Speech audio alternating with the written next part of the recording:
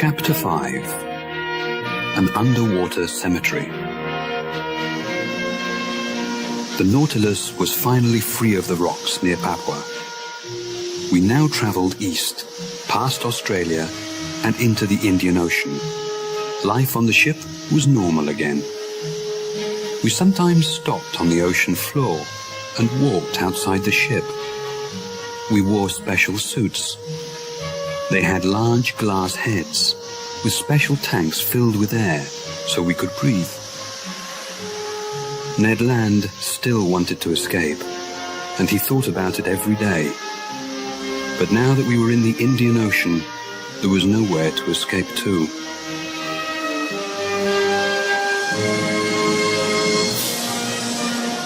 One afternoon, while the Nautilus was on the surface of the water, I went upstairs to have a look outside. I saw Captain Nemo looking through a telescope at something far away. He said something to one of his men, and the man went downstairs quickly. The captain looked very serious. I had a small telescope with me, so I put it up to my eye to see what he was looking at. At that moment, I felt a strong hand knock the telescope away from my eye. Professor, I want you to go below. You, Mr. Land, and Mr. Conseil will stay in your rooms until I say you can leave. May I ask why? No. There was nothing more to say. Captain Nemo was upset about something, and he had the power to tell us what to do. I went to my room quietly. They served our dinner in our rooms. I fell asleep quickly. When I woke up, I thought that they put something in our food to make us sleep. The next afternoon, Captain Nemo suddenly opened my door. He came in with one of his men. He looked very worried. Professor, do you know anything about meds? Do you mean, am I a doctor? Yes. I know some things. Why? I have a man who needs help. Could you have a look at him? Of course. Captain Nemo took me to a room where there was a man lying on a bed. He had white bandages on his head.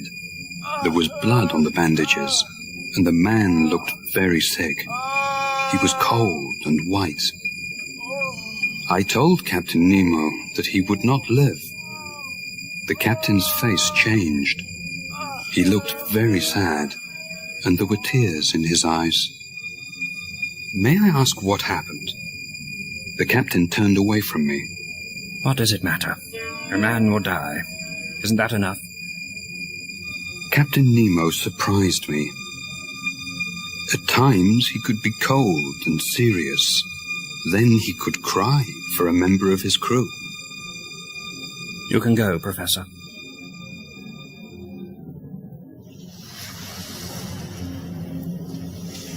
The next day, I saw the captain on the platform.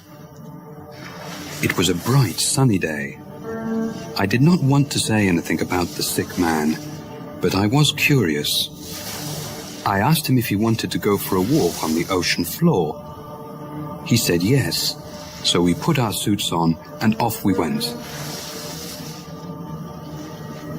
The Indian Ocean had the most beautiful rocks, plants, and fish in the world. All of us enjoyed it very much. It was like a colorful picture show. But Captain Nemo had another reason for our walk.